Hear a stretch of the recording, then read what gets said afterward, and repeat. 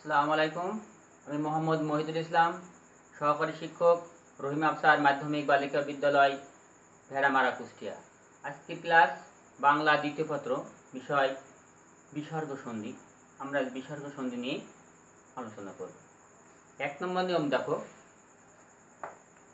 বিসর্গযুক্ত অধ্বনির পর বর্গের তৃতীয়, চতুর্থ, পঞ্চম বর্ণ বা অন্তুস্থ র, ল, হ থাকলে বিসর্গযুক্ত অধ্বনি পরিবর্তিত হয়ে ওকার হয়। দেখো, বিসর্গযুক্ত অধ্বনির পর বর্গের তৃতীয়, চতুর্থ, পঞ্চম বর্ণ বা অন্তুস্থ র, ল বা হ থাকলে বিসর্গযুক্ত অধ্বনি পরিবর্তিত হয়ে ওকার হয়। এটা আমাদের খেয়াল রাখতে হবে। আর একটা জিনিস মনে রাখতে হবে যে সন্ধিবদ্ধ শব্দের সাথে যদি ওকার থাকে, দেখো ওকার থাকে এবং ওকারটা যদি আমরা উঠাই দিয়ে যদি তার সঙ্গে কি থাকে, কোনো কার না থাকে, আমরা যদি তর সঙ্গে দেখো ওকার আছে, এই ওকারটা যদি আমরা উঠাই দিই তাহলে ত, এর সঙ্গে কি আছে অ, তাহলে এখানে অ বিসর্গ, এই ওকারের বলতে বিসর্গ। তারপর দেখো ম বর্গের ক, আমরা এর আগেও আলোচনা করেছি যে ক থেকে ম পর্যন্ত হচ্ছে বর্গীয় বর্ণ। আমরা আবার একটু এক পলকে দেখো, ক, খ, গ, ঘ, ঙ, চ, ছ, বর্গীয় জ, ঝ, ঞ, ট, ঠ, ড, ঢ, মূর্ধন্য ত, থ, দ, ধ, দন্তন্য প, ফ, ব, ভ, ম। এই যে এটা হচ্ছে বর্গীয় বর্ণ। বলা হলো যে বিসর্গযুক্ত অ, দেখো প্রথম ধ্বনি, প্রথম শব্দের শেষে অযুক্ত বিসর্গ থাকলে এবং পরবর্তী শব্দের প্রথমে যদি বর্গের, দেখো বর্গের ৩ নং, বর্গের ৩ নং, ৪ নং অথবা ৫ নং বা অন্তুস্থ র, ল, হ থাকলে এই বিসর্গ পরিবর্তে মূল শব্দের সঙ্গে কি হয়, ওকার হয়। তাহলে এবার দেখো ইত যোগ মধ্যে, ইতোমধ্যে, তাহলে এখানে দেখো তর সঙ্গে অ, এই তর সাথে কি হয়েছে, ওকার হয়েছে ইতোমধ্যে। এবার যদি আমরা আরেকটা উদাহরণ দিই, যদি বলা হয় মনোরম, কি হবে, মনোরম।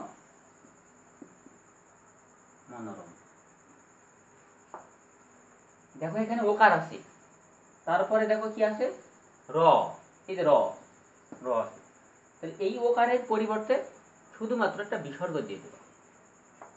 তাহলে কি হবে, মন বিসর্গ যোগ রম, মনোরম। আরেকটা উদাহরণ যদি বলা হয় মনোহর, তাহলে দেখো এই নর সাথে কি আছে, ওকার আছে, তাহলে আমরা এই নর সাথে মনে করো দেখো ওকার আছে, তাহলে আমরা যদি ওকারটা তুলে দিই তাহলে কি হয় ন, এই নর সাথে কোনো কার আছে, কোনো কার নাই, তাহলে কি আছে অ, তাহলে অ, তাহলে বলা হলো যে অ বিসর্গর পরে যদি বর্গের ৩ নং, ৪ নং, ৫ নং বা অন্তুস্থ জ, র, ল, হ, তাহলে এখানে দেখো যদি ম, মন বিসর্গ যোগ হ, হ আছে, হর কথাও তো বলা আছে, তাহলে এই বিসর্গর পরিবর্তে ওকার, তাহলে মন যোগ হর, মনোহর। সন্ধিবদ্ধ শব্দের সাথে যদি ওকার থাকে তাহলে সেই ওকারের পরিবর্তে বিসর্গ হয়, কিন্তু ওকারের পর আবার বর্গের ৩ নং, ৪ নং, বর্গের ৩ নং, ৪ নং, ৫ নং অথবা অন্তুস্থ জ, র, ল, হ থাকতে হবে, তাহলেই এই ওকারের পরিবর্তে কি হবে, বিসর্গ হবে। বুঝতে পেরেছো? আর একটা উদাহরণ দেখো, মনোযোগ। মনোযোগ, তাহলে এখানে দেখো ওকার আছে নর সাথে, আমরা যদি ওকারের পরে দেখো কি আছে, অন্তঃস্থতা আছে, তাহলে ওকারের পরিবর্তে কি হবে, বিসর্গ হবে। মনো বিসর্গ যোগ মনোযোগ, মনো বিসর্গ যোগ। উদাহরণ আরো দেখো, পুরোহিত, পুরোহিত। তাহলে দেখো র, এই র দেখো তারপর কি আছে, হ আছে, তাহলে র ওকার তুলে দিয়ে বিসর্গ দাও, পুরো বিসর্গ হিত, পুরোহিত। তাহলে আমরা এটা নিয়ম জানলাম যে বিসর্গযুক্ত বিসর্গযুক্ত অধ্বনির পর, বিসর্গযুক্ত অধ্বনির পর বর্গের 3 নং, 4 নং, 5 নং অথবা অন্তঃস্থ র ল হ থাকলে এই বিসর্গযুক্ত অধ্বনি পরিবর্তিত হয়ে ওকার হয়।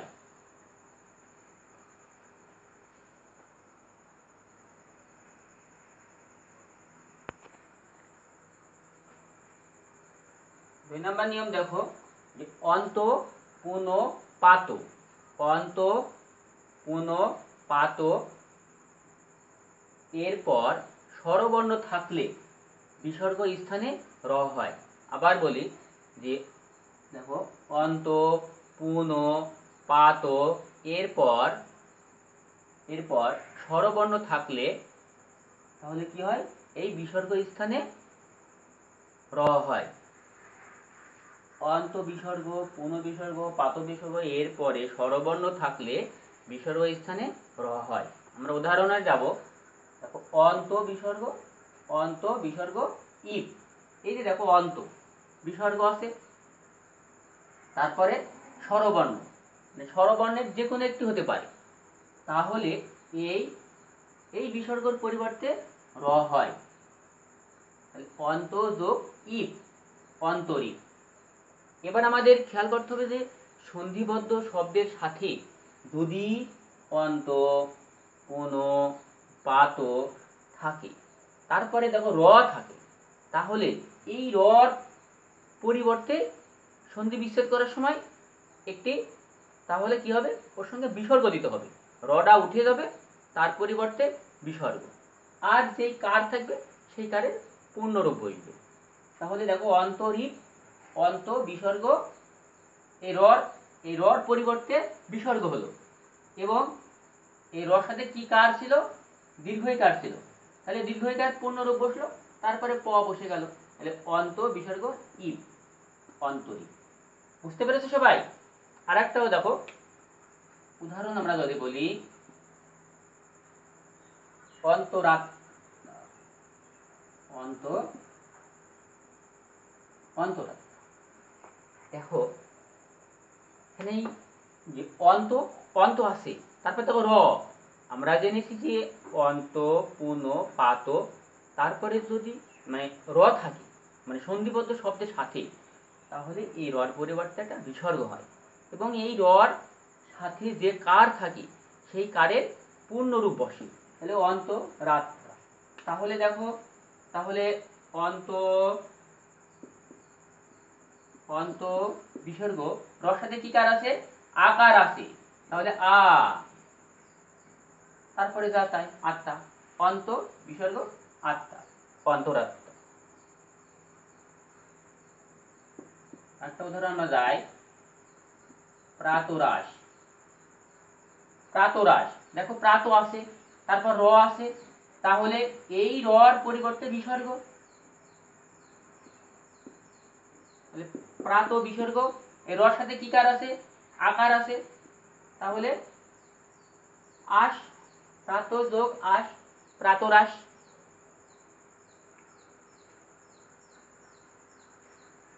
আরেকটা উদাহরণ যাই,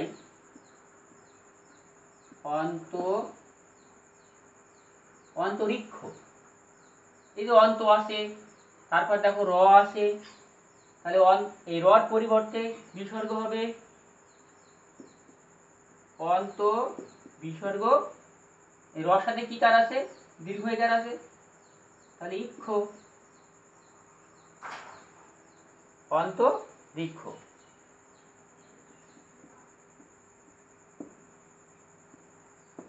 যদি লেখা হয় পুনরাবৃত্তি, দেখো আর একটা উদাহরণে যদি আমরা যাই, পুনরাবৃত্তি, দেখো পুনঃ আসে, তারপরে র আসে, তাহলে পুনর পর যদি র থাকে তাহলে রর পরিবর্তে বিসর্গ হয়। পুনঃ যোগ এই রর সাথে কি আছে? আকার আছে, তাহলে আর পুনর বা, তারপরে যা আছে তাই, বৃত্তি,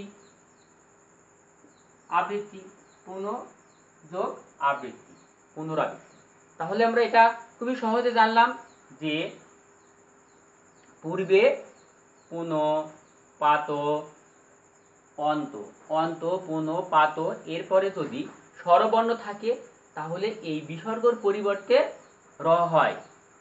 তাহলে আমরা কয়েকটা উদাহরণ দেখেছি যে, আর আরেকটা জিনিস আমাদের মনে রাখতে হবে যে সন্ধিবদ্ধ শব্দের সাথে অন্ত, পুনঃ, পাত এর পরে যদি র থাকে তাহলে র এর পরিবর্তে বিসর্গ হয়, এবং রর সাথে যেই কার থাকে সেই কার পূর্ণরূপ নিয়ে বসে। তাহলে দেখো অন্তরীপ, অন্ত যোগ ইপ, অন্তরীপ, অন্তরাত্মা, অন্ত যোগ আত্মা, প্রাতরাস, প্রাত যোগ আস, অন্তরিক্ষ, অন্ত যোগ ইক্ষ, পুনরাবৃত্তি, পুনঃবিসর্গ আবৃত্তি, পুনরাবৃত্তি।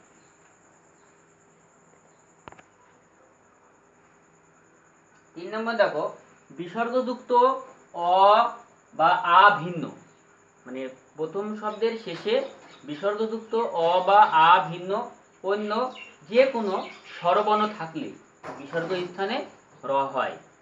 আবার বলি যে বিসর্গযুক্ত অ বা আ ভিন্ন, মানে প্রথম শব্দের শেষে বিসর্গযুক্ত অ বা আ ভিন্ন অন্য যে কোনো স্বরবর্ণ থাকলে,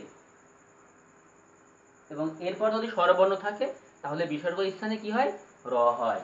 যেমন দেখো দু, এই যে প্রথম শব্দের শেষে এখানে দেখো একটা শব্দ আছে, তো দু, এখানে দেখো অ বা আ বাদে, অন্য যে কোনো কার, তারপর যদি বিসর্গ থাকে, তারপর যদি যে কোনো স্বরবর্ণ থাকে, এই স্বরবর্ণ মানে 11টি স্বরবর্ণের মধ্যে যে কোনো একটা যদি থাকে তাহলে এই বিসর্গের পরিবর্তে র হয়। আর আমরা আগের নিয়মটাই দেখেছি যে অ বিসর্গ ছিল, কিন্তু এখানে দেখো দু উ বিসর্গ, অর্থাৎ অ বিসর্গ নাই। অ বা আ বিসর্গর বাদে অন্য যে কোনো যদি থাকে ভিন্ন স্বরবর্ণ, অন্য যে কোনো স্বরবর্ণ যদি থাকে তাহলে অন্য যে কোনো স্বরবর্ণ থাকলে বিসর্গ স্থানে কি হয়? র হয়। তাহলে দুরাত্মা, দু যোগ আত্মা, দুরাত্মা। বুঝতে পেরেছো সবাই? যেমন যদি লেখা হয় নিরীক্ষণ,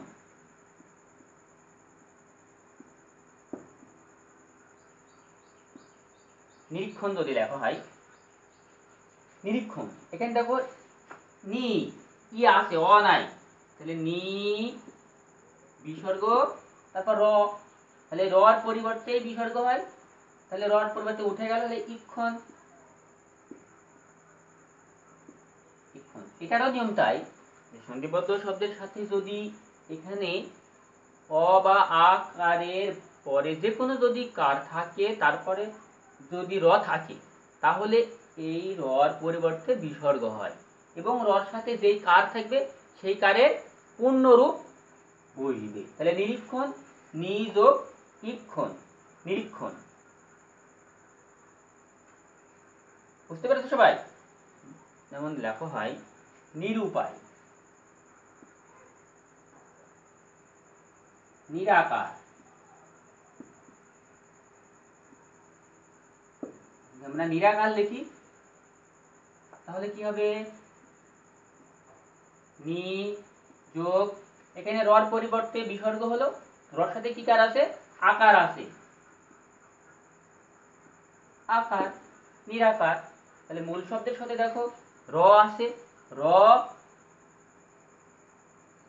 আছে, তারপরে দেখো রর সাথে কি আছে? আকার আছে, আর র এর আগে ইকার আছে অর্থাৎ অ বা নাই, তাহলে এই রর পরিবর্তে বিসর্গ হবে এবং রর সাথে যেই কার সেই কারের পূর্ণরূপ, তাহলে নিরাকার, নি বিসর্গ, রর সাথে আকার, নিরাকার।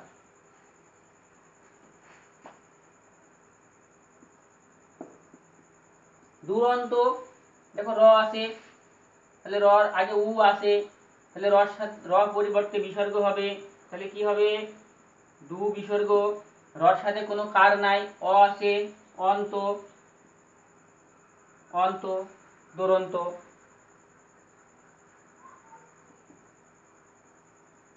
নিরক্ষর, আর একটা যদি আমরা উদাহরণ দেই, নিরক্ষর, দেখো রর আগে ইকার আছে, তাহলে রর পরিবর্তে কি হবে বিসর্গ হবে, নি বিসর্গ, এবার রর সাথে কোনো কার নাই, কি আছে অ আছে, অক্ষর, নিরক্ষর, নি যোগ অক্ষর, নিরক্ষর। আমরা আবারও বলি যে বিসর্গযুক্ত অ আ ভিন্ন, মানে প্রথম শব্দের শেষে বিসর্গযুক্ত অ আ ভিন্ন স্বরবর্ণের পর, মানে অন্য যে কোনো স্বরবর্ণের পর যদি আবার অন্য যে কোনো স্বরবর্ণ থাকে, তাহলে এই বিসর্গর পরিবর্তে র হয়।